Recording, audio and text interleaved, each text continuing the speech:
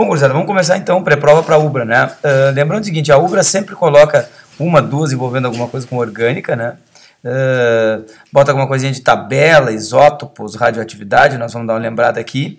Vai ter uma de Steck, às vezes duas, uma envolvendo lá porcentagem de massa numa fórmula, né? Vamos dar uma revisada em raio, energia de ionização, faz tempo que não cai. Vai cair uma de soluções, aqui estou lembrando três coisas importantes aqui. E alguma coisa envolvendo oxirreduções, reações também, né? E inorgânica, que a gente já vai aproveitar e vai dar uma conversada, tá? Então, assim, Ubra, lembrar as funções orgânicas, né? Gostam muito de cobrar lá, por exemplo, que vocês identifiquem a função cetona, a função aldeído, né? Que são isômeros de função, os dois, né? E a fórmula molecular acaba casando, só que a cetona, ela tem o que, por exemplo? A cetona tem, se eu pegar uma com 3 carbonos aqui, ela tem a carbonila no meio, enquanto que o aldeído tem a carbonila na ponta. Uma coisa importante também que os caras gostam de cobrar é isso aqui, ó. Esse carbono é sp2, ele é trigonal plano, né? Trigonal plano. Todos que têm a carbonila têm um carbono sp2, geometria trigonal plana, ângulos de 120, né? Então, aldeído e cetona. Vamos lembrar também ácidos carboxílicos, né? Ácidos carboxílicos têm a mesma carbonila, mas tem o OH, então caráter ácido, né? Vamos lembrar que também tem o OH os álcoois e os fenóis, né? Quando tem um anel aromático e a hidroxila ligada direto. Lembrando que os fenóis e os ácidos carboxílicos, esses aqui e esses aqui, têm caráter ácido, né? Sendo que o fenol é menos ácido que o ácido carboxílico, né? Desculpa, esse aqui é o álcool, né? O ácido carboxílico é esse. O ácido carboxílico e o fenol têm caráter ácido. Esse hidrogênio aqui, ele sai, e aí nós temos, então, uma acidez, um caráter ácido. Lembrando que o caráter ácido, o pH é mais baixo. Lembrando que se o pH é mais baixo, o cara é mais ácido. Se o cara é mais ácido, a constante de acidez dele é maior e o pKa dele é menor. Então, por exemplo, aqui, o ácido carboxílico, o álcool e o fenol, o ácido carboxílico é mais ácido. Então, o ácido carboxílico tem o menor pH, a maior constante de acidez e o pKa menor, porque o pKa é o inverso do Ka em termos de crescimento, tá? Então, uma lembrança aí. Já que falei caráter ácido, vamos lembrar que as aminas são bases de Lewis, têm caráter básico. Aqui, ó, uma amina primária, uma amina secundária, par de elétrons sobrando, né? Sempre caráter básico. E uma amina terciária é aquela que não tem H. Ó. E, portanto, continua com caráter básico, mas não faz ponte, né? Aqui faz ponte. Álcool, ácido carboxílico, fenol, quem tem OH e NH faz ponte de hidrogênio. Porque a Ubra bota uma molécula grande, pessoal, e começa a perguntar para vocês várias coisas. Então, por isso que eu estou dando uma revisada geral aqui em conceitos de orgânica, né? Então, quando tem NH, OH, é maior o ponto de ebulição também, é mais solúvel em água, isso vale a pena a gente lembrar, tá? Lembrando que se tem duas duplas ou uma tripla, daqui a pouco os caras botam lá uma nitrila, lá um composto tóxico, né? Isso aqui tem uma tripla, esse carbono é SP, então ele é linear, né? Se os caras tiverem só ligação simples, por exemplo, aqui, ó, esse carbono só tem ligação simples, ele é sp3, então ele é tetraédrico. Os ângulos são de 109, enquanto que no linear são de 180, tá? Lembrando que se ele pedir ligação sigma e pi, simples é sempre sigma. Na dupla, uma é sigma e uma é pi, e na tripla, uma é sigma e duas pi. Então, aqui tem uma sigma, aqui tem uma sigma e uma pi, aqui nós temos uma sigma e duas pi, tá? Então tem que lembrar. Uma coisa que faz horas que não cai em lugar nenhum. Se eu tenho a simples, ela é mais comprida do que a dupla, então os átomos na dupla estão mais perto, e na tripla eles estão mais perto ainda, né? Então faz horas que não cai em nenhum lugar, isso aqui vale a pena lembrar, tá? Bom, uma coisa que cai sempre na Ubra, pessoal, isso aqui, ó, fórmula molecular. É o cara analisar, abrir a molécula toda gigante lá, e aí tem uma baita de uma molécula e ele quer que tu bote a fórmula molecular. Normalmente com vários ciclos condensados, assim, né? Com algumas outras coisas, com cadeias e tal. Qual é a dica principal para quando a gente tem que montar a fórmula molecular? Olha, cara, você tem que montar a fórmula molecular. Vamos fazer uma cadeia cheia de coisa aqui, né? A dica é tu botar todos os carbonos e hidrogênios, ó, carbono, carbono, carbono, carbono, carbono, carbono, carbono. Sempre coloca todos os carbonos nos lugares que vocês querem. Coloquem os hidrogênios também. Então, por exemplo, como é que eu vejo quantos hidrogênios tem? Aqui, ó, esse carbono aqui, ele só fez uma ligação, então ele tem que ter 3 hidrogênios, ele é um CH3. Esse aqui em azul, 1, 2, 3. Se ele já fez 3, ele só tem 1 hidrogênio, então ele é um CH. Agora olha esse, ó, 1, 2, 3, 4, ele já fez as 4, ele não tem hidrogênio. 1, 2, 3, 4, também não tem. Agora olha esse, 1, 2, 3, 4. Está aqui o hidrogênio. 1, 2, 3, 4 já fez. 1, 2, 3. Aqui tem um H. Aqui, por exemplo, é NH2. Eu tinha faltado um H aqui nessa mina, né? É NH2. Aqui, pessoal, no anel aromático, não te esquece que tem 3 duplas alternadas. Você tem que colocar as duplas. E aí, por exemplo, aqui, ó, 1, 2, 3, 4. 1, 2, 3, 4. Esses dois aqui não tem H. Agora, esses outros todos têm 1, 2, 3, 4. 1, 2, 3, 4. 1, 2, 3, 4. 1, 2, 3, 4. Então é isso. Aí agora tu só contar a fórmula molecular. 1, 2, 3, 4, 5, 6, 7, 8, 9, 10, 11, 12, 13 carbonos. C13. Hidrogênio 1, 2, 3, 4, 5, 6, 7, 8. Tem gente que não conta o daqui dos nitrogênios.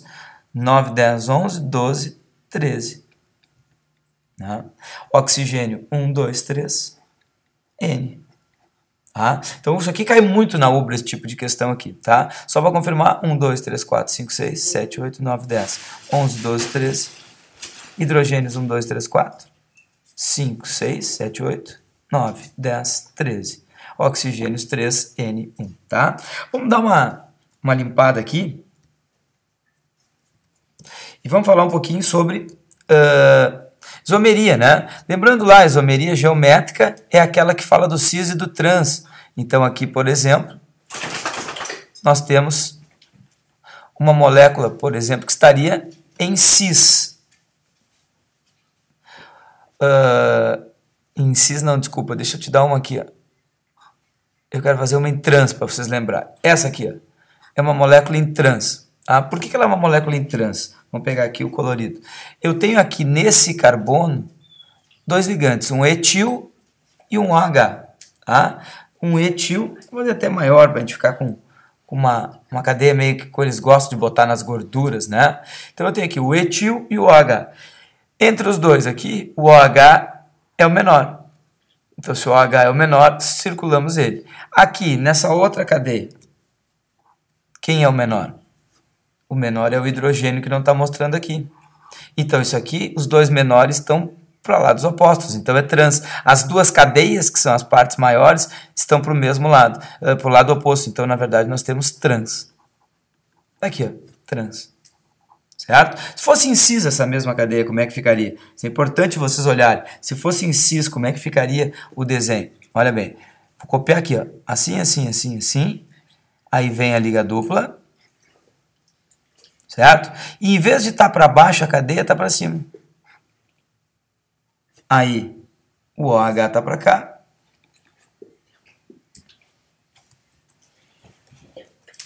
Aqui, ó, e o hidrogênio para cá.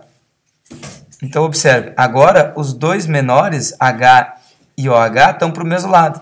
Então, essa aqui é cis. Tá? Lembrando que se falar em óleos, gorduras, que são ésteres de ácidos graxos, esses ésteres, se forem insaturados, são óleos, se forem saturados, são gorduras, tendo a liga dupla é insaturado, é um óleo. Esse óleo pode ser cis ou trans. Se tiver em trans, são aqueles que são mais prejudiciais, né? Que eles gostam de botar com questões envolvendo nutrição aí, os alimentos, tá? Então, o trans é o ruim, o óleo em cis é o bom. Tá? Então, só para lembrar aqui, lembrando que se forem óleos e gorduras, isso vão ser ésteres, né? Vão ser grupos ésteres, né? Vamos abrir o grupo éster, é o C dupla O e R aqui, tá? Então, pequena lembrança aí. Vamos adiante. Sobre reações, pessoal. Reações, vamos lembrar que se eu tiver esses mesmos ésteres de ácidos graxos, certo? E eu reagir com uma base forte, a soda cáustica, nós vamos ter um sal orgânico. Né? Aquilo que já caiu no Enem e tudo, e esse sal orgânico vai ter aqui uma ponta iônica e uma cadeia R longa, né? Uma cadeia longa. Essa cadeia longa faz com que ele seja solúvel na água não, nas gorduras, e essa parte iônica aqui onde tem o COO-NA, faz com que eles sejam solúveis na água. Então ele é anfifílico, ele permite formação de micelas e tal. A bile faz isso também, né? Os shampoos, os detergentes também fazem isso, tá? Então, reação de saponificação.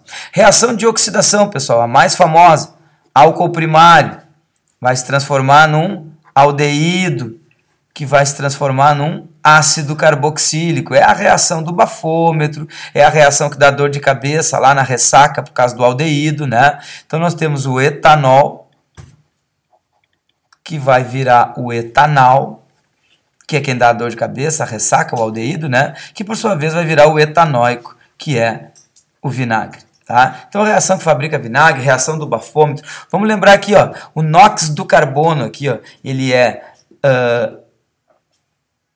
ligado a um oxigênio, então o NOx do carbono aqui está -1, porque carbono com hidrogênio é -1, com oxigênio é +1 e com outro carbono é 0, então aqui dá -1. Então aqui ele passa para carbono com carbono é 0, com oxigênio é +1, com hidrogênio -1, ele passa para +1. Ó. Ele oxida, ele aumenta o NOx, então ele é oxidado de álcool primário para aldeído. E aqui no ácido carboxílico ele vai para +3, +1, +2, +3. Só para ganhar tempo, uma vez ligado no O, passou a 2 vezes ligado no O, oxidou. Passou a 3 vezes ligado no O, oxidou mais ainda. Tá? Então, são lembranças dessas reações de oxidação. Pessoal, vamos lembrar, já caiu esse ano, né, cara? Reação é anel aromático, que não seja anel aromático, mas em cadeias, tá? Se tu tem lá um hidrogênio e aparece alguma coisa pendurada nesse anel aromático, tipo um cloro, por exemplo, uma substituição do hidrogênio no anel aromático, né? Ah, e se eu tiver mais coisa pendurada no anel aromático, né? Sei lá, um CH3 aqui, então tu tem um anel dissubstituído, né? Sempre que tu não quebra o anel e bota coisas no anel aromático, é uma reação de substituição do hidrogênio.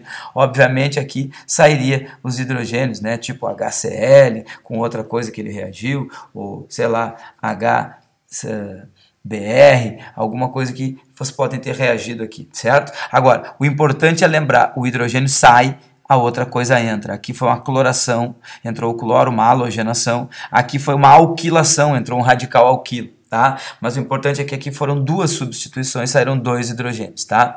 Tá aí o contrário. Quando a gente tem lá uma cadeia com dupla, caiu recentemente na Unisc, né? A gente tem uma cadeia com dupla lá, tipo um anel aromático. E aí eu quebro a liga dupla do anel aromático, eu não é nem o ano passado, inclusive, eu quebro a liga dupla do anel aromático e coloco, por exemplo, 2 coisas, 2 cloros, isso é uma reação de adição, pessoal. Aqui nós temos uma substituição. Não quebrou dupla, entrou alguém no lugar do hidrogênio no anel. Quebrou dupla, pessoal, questão bem da Unisc, agora recente. Quebrou dupla e entrou coisa na cadeia, é uma adição. Vocês não podem ratear em reações de substituição e adição, ver qual é a diferença. Adição, quebra dupla, entra 2 coisas ao mesmo tempo, a molécula fica mais saturada. Substituição, não quebra dupla, entra um no lugar do outro, não tem nada a ver com quebra de ligas duplas ou triplas, tá? Beleza. Então, rapidamente, sobre reações era isso. Vamos lembrar que bioquímica também pode cair, e aí nós vamos lembrar que gorduras, como eu já falei, são ésteres derivados de ácidos graxos, né? Então vamos fazer aqui, ó, gorduras são ésteres derivados de ácidos graxos, cadeia longa aqui, né? Então, lembrando, são insaturados, são óleos, são saturados, são gorduras. Vamos lembrar que polióis com o grupo aldeído, com o grupo cetona, é a característica dos glicídios, dos carboidratos, dos açúcares, polióis, vários OHs com aldeído ou com cetona, característica dos açúcares, né? E que as proteínas são poliamidas. Poliamidas, aqui ó, N vezes esta ligação amida, que é a ligação peptídica. Né?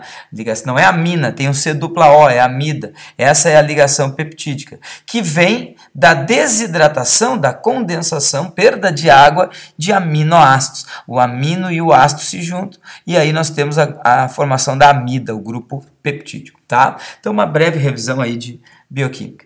Pessoal, para a gente ir para uma reta final aí do pré-prova da UBRA, vamos lembrar algumas coisas rápidas. Por exemplo, isótopos, eles têm colocado bastante a ver com radioatividade, inclusive. Isótopos, eu tenho aqui o carbono 6,12 e o carbono 6,14. Os dois são carbonos, porque são número atômico 6, tem 6 prótons, mas eles diferem na massa, e se eles diferem na massa, portanto, diferem no número de nêutrons. 12 menos 6, eu tenho 6 nêutrons. 14 menos 6, eu tenho 8 nêutrons. Esse núcleo do isótopo 14 se chama carbono pela massa, né? Carbono 14, carbono 12, a gente diferencia os isótopos pela massa. Esse aqui é o radioativo, esse aqui que tem decaimento radioativo, partículas alfa, né? Que diminui 2 no número atômico e 4 na massa, e partículas beta, que não acontece nada com a massa e aumenta 1 no número atômico de quem fica.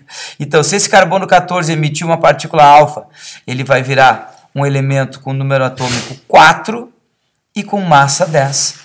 Diminui 2 no número atômico e a massa diminui 4. Se ele emitir uma partícula beta, ele continua com a mesma massa, 14, mas o número atômico aumenta, ele vai para o número atômico 7. Então vamos lembrar esses decaimentos radioativos. E lembrar que isótopos não são iguais, eles têm massa diferente, número de nêutrons diferentes, só os prótons é que são iguais, tá? Então, uma breve lembrança aí de radioatividade. Pessoal, não vamos fazer aqui, mas eu quero lembrar para vocês que na estequiometria a UBRA tem colocado aqui, por exemplo, porcentagem em massa, que nem Passo Fundo, a UPF tentou cobrar, mas por causa da digitação a questão teve que trocar o gabarito. Se eu quiser saber quantos tem por cento de sódio, eu pego a massa total, que no caso aqui é 58,5, e digo que ela vale 100%, a massa de todo o sal de cozinha. Aí eu pego a massa só de sódio, que é 23, e eu tenho lá o percentual, ou a porcentagem em massa de sódio.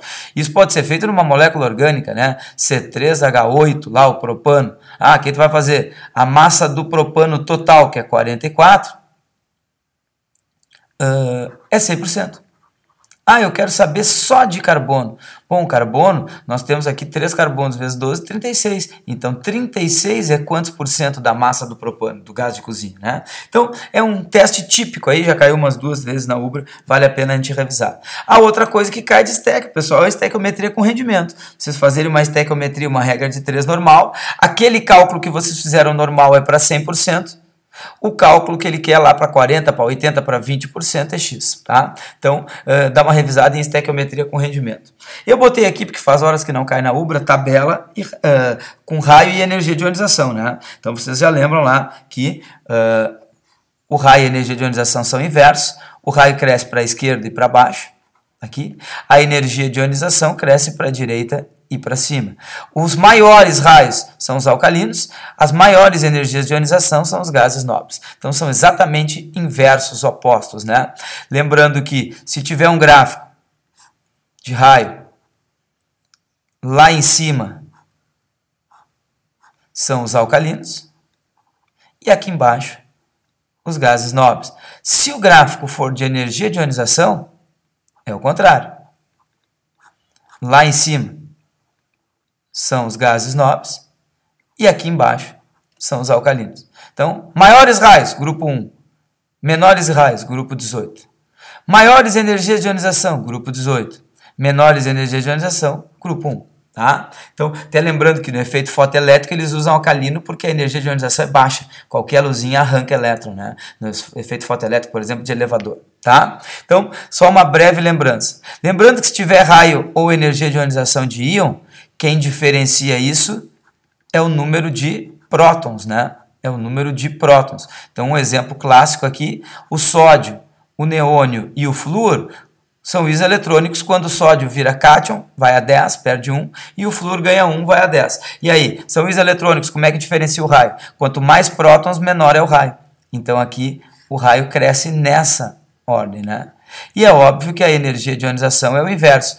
Aqui o flúor tem o maior raio, então ele tem a menor energia de ionização. A energia de ionização do sódio, que tem mais prótons, é maior que a do neônio, então ele ganha do gás nobre, a energia de ionização, que tem 10, que por sua vez é maior que o flúor, que tem 9, tem menos prótons, né? Então aqui cresce a energia de ionização. Então uma breve revisão de tabela aí, ok? Bom, sobre soluções, gurizada, botei aqui coisa que tem caído direto na Ubra. Cadê meus MMs? Né? Cadê meus MMs? Vamos lembrar, eu tenho lá umas concentrações em gramas por litro, miligrama por litro, e ele quer em mol por litro.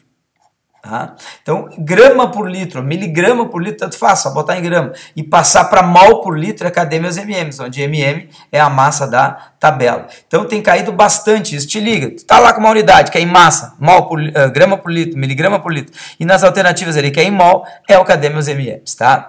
Lembrei aqui que faz horas que não cai na URGS uma neutralização. Ácido com base.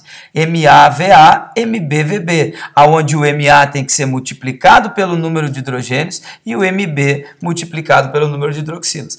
Cuidado que quando cai isso, geralmente cai ácido sulfúrico, daí tu tem que multiplicar por 2, e o NaOH, que tu não precisa multiplicar por nada, ou multiplicar por 1. Então, cuidado, neutralização, titulação, descobrir, por exemplo, a acidez de um leite, descobrir, por exemplo, a acidez de um vinho, ele vai titular botando uma base. Tu pega a concentração da base vezes o número de hidroxilas vezes o volume da base, tem que ser igual à concentração desse ácido no leite ou no vinho, vezes o volume que tu usou dessa amostra de leite, e aí tu vai descobrir exatamente a concentração em mol por litro, pessoal. Sempre em mol por litro. Não pode ser em gramas aqui, tá? Bom, vou lembrar também, vou dar uma limpada aqui, que pode cair coligativas, né? Coligativas de uma maneira bem simples, provavelmente, tá? Então, como é que cairia coligativas? O teco, né? Tonoscopia, botou sal, diminui a pressão de vapor, evapora menos. Então, uma água salgada, ela evapora menos que uma água pura. Ebulioscopia, botei sal para cozinhar. Né? Botei sal na água para cozinhar melhor a batata. Então, ebulioscopia, o ponto de ebulição aumenta. Crioscopia, botei sal nas estradas para evitar que congele, diminui o ponto de congelamento. E osmoscopia, tu salga lá a carne para ela perder mais água e não estragar. Bota açúcar nas frutas, elas ficam frutas cristalizadas, elas perdem água e duram mais, tá? Então, são exemplos aí de propriedades coligativas. Lembrando que isso pode cair num gráfico, né? O diagrama de fases lá, a pepeca. Tá aqui, ó, a pepeca fechadinha. Quanto mais fechadinha, ela é pura. À medida que ela vai deixando o soluto entrar, né? Aquelas que deixam o soluto entrar demais, ó, vai largando a pepeca. A mãe já te dizia isso, né? Ai, minha filha, não deixa entrar demais. Deixou entrar demais, ó, que pepeca bem larga. Quando alarga a borda direita da pepeca, o que é isso? Ebulioscopia, aumenta o ponto de ebulição. Quando diminui, alarga a borda esquerda da pepeca, diminui o ponto de congelamento, crioscopia. Tá? Então tá aqui o exemplo. A substância pura, a purinha, ninguém botou nada para dentro, é a mais fechadinha. A mais alargada, então, é aquela que já é uma solução. Quanto mais alarga, mais concentrada é essa solução, mais soluto entrou lá para dentro. Alargou a borda direita, ebulioscopia. Alargou a borda esquerda, crioscopia. Tá? Então, uma breve revisão de coligativas aí. Para terminar, gurizada, eu quero lembrar que o oxirredução vai cair, sempre tem alguma questãozinha envolvendo oxirredução na Ubra, né? Vamos lembrar que aquele cara que oxida, ele se oxida, o NOx dele aumenta, ele é o agente redutor, né? E se for alguma coisa envolvendo pilha, ele é o ânodo, né? É ele que se corrói, certo? Se nós tivermos o cara que se reduz, o NOx dele diminui, ele é o agente oxidante. E se tiver alguma coisa envolvendo eletrólise e pilha, ele é o cátodo, onde nós vamos depositar. Nunca deixe de depositar no teu ânodo. Tem que depositar no cátodo. Né? No cátodo que deposita metal, para embelezar, para proteger, né? Então joias banhadas a ouro, ou então uma abertura de janela que está cromada, ou então a própria lata de alimento, ela vai precisar que o cara seja um cara que se reduza, para evitar que ele se corroa e contamine. Próteses dentro do corpo são metais com maior potencial de redução, Enquanto que quem se oxida, se corrói, famosos metais de sacrifício, maior potencial de oxidação. Tá? Então, só para dar uma lembrada nisso aí. A respeito desse assunto, eu coloquei, além de metais de sacrifício, corrosão, pilha, eletrólise aqui, lembrando que se for uma pilha e pedir a DDP, pessoal, tendo dois potenciais do mesmo tipo, 2 de óxido ou 2 de Red, o que tu faz para calcular a DDP? Inverte o menor e soma. Tendo dois do mesmo tipo, inverte o menor e soma. Tendo dois do mesmo tipo, inverte o menor e soma. E aí tu calcula a DDP de uma pilha que é espontânea. Então sempre DDP positivo. Tá? Tendo dois do mesmo tipo, inverte o menor e soma, certo? Bom, e eu botei aqui duas coisas. Água oxigenada, pessoal, muito importante, a água oxigenada, já caiu esse ano, inclusive. O NOx é -1, porque é um peróxido no oxigênio. Ela se decompõe em água e mais um meio de Vênus poder O2, está aqui, ó, o grande poder oxidante da água oxigenada, que torna ela alvejante, clarificante, bactericida, desinfetante, tudo isso porque ela é um forte agente oxidante, pessoal. Alguma coisa que está reagindo com a água oxigenada, esta alguma coisa vai se oxidar, porque a água oxigenada é o poder oxidante. O NOx sai de -1 na água oxigenada para 0. Ah, então sai de -1 para 0, o que ela está fazendo? Está fazendo a liberação do oxigênio. Aqui ela se oxida, mas de -1 para -2, ela está se reduzindo. Então, isso é uma autorredox, pessoal. Um desproporcionamento. A água oxigenada apresenta autorredox. Ela sofre oxidação e redução ao mesmo tempo. Mas ela é geralmente empregada como agente oxidante. Ela vai liberar oxigênio que vai oxidar alguma coisa. Por isso ela foi botada no leite, né? Para matar as bactérias, oxidar as bactérias anaeróbias. O formol faz a mesma coisa. Quem é o formol? Olha, o HO é um metanal, é um aldeído. O que ele faz? Ele se oxida para ácido carboxílico. E no que ele se oxida para ácido carboxílico, então ele causa reações de redox, ele é um conservante, né? Ele é um conservante. Então o formol é usado como conservante no leite também, os caras botaram isso aí. Além de tudo, alguns lugares botaram soda cáustica, vamos lembrar lá, uma base forte, porque o leite estraga quando ele fica ácido, começa a gerar ácido lático. Então os caras botam esta base aqui para neutralizar essa acidez do ácido lático no leite, ok? Então uma revisãozinha aí de oxidação que os caras gostam de cobrar na UBRA, ok? No mais, boa prova para vocês, vão com calma, né? A prova da UBRA não costuma ser muito complicada em química, ela vai ter ali alguma questãozinha só de, como eu falei, de porcentagem de massa, alguma coisa de cálculo de soluções, mas o resto é calma. Sobretudo nas questões de orgânica, na hora de buscar a fórmula molecular, porque tu vai ter que botar todos os hidrogênios, todos os carbonos. É isso geralmente que acontece na UBRA, ok? Boa prova para vocês, beijo nas guri, abraço nas guri, tchau!